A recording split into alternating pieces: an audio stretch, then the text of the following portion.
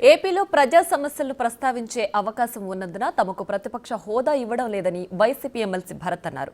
హోదా కోసం పోరాటం చేస్తున్న కూటమి నేతలు ఎందుకు స్పందించడం లేదని అన్నారు. సంఖ్యాబలం చూస్తున్నారు తప్ప తన ఎజెండాను గుర్తించడం లేదని అన్నారు. అందుకే బాయ్కాట్ చేశామని భరత్ తెలిపారు. ప్రస్తుతం మనతో ఎమ్మెల్సీ భరత్ ఉన్నాడు. సార్ చెప్పండి, ప్రధానంగా ఈరోజు బాయ్కాట్ చేయడానికి ఏ రకంగా తీసుకున్నారు అన్న? ఈరోజు ఎటువంటి పరిస్థితుల్లో కూడా ప్రజల పక్షాన పోరాడేటువంటి పార్టీ వైఎస్ఆర్సీపీ పార్టీ.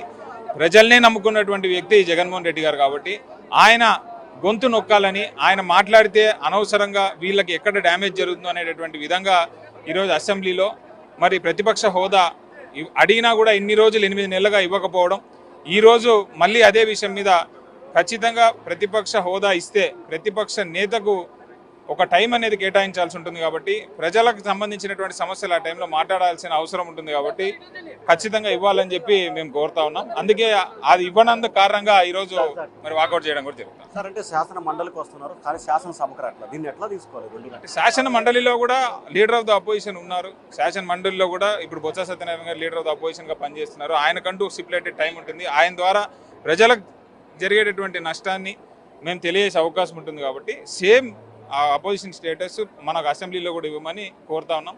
మరి తెలుగుదేశం పార్టీ వారు ఎందుకు భయపడి ఇవ్వడం లేదో అర్థం కావడం లేదు. అది ఇచ్చేంత వరకు కూడా ఈ పోరాటం కొనసాగిస్తారు. ప్రజలు మెజారిటీ ఇవ్వలేదు, అందుకే ప్రతిపక్ష హోదా ఇవ్వట్లేదని స్పీకర్, డిప్యూటీ స్పీకర్ చెప్తున్నారు. అలాగే వేటు వేసే అవకాశం ఉంది, అందుకే ఈరోజు జగన్ అసెంబ్లీకి వచ్చారు. అవన్నీ అవాస్తవాలు. ఎందుకంటే ప్రజల వాణిని వినిపించేటటువంటి అవకాశం ఎమ్మెల్యేగా ప్రతి ఒక్కరికి ఉంది. అందుకే ప్రజా ప్రతినిధిగా ఎన్నుకోబడతారు.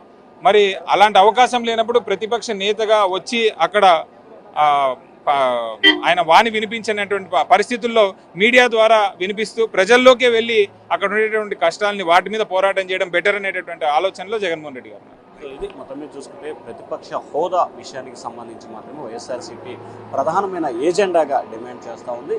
ప్రతిపక్ష హోదా ఇస్తే మాత్రమే తాము అసెంబ్లీకి వస్తాం, లేకపోతే అసెంబ్లీకి రాము అని చెప్పి కూడా ఆ పార్టీ ఎమ్మెల్యేలు, ఎమ్మెల్సీ చెప్తున్నారు. ఓటు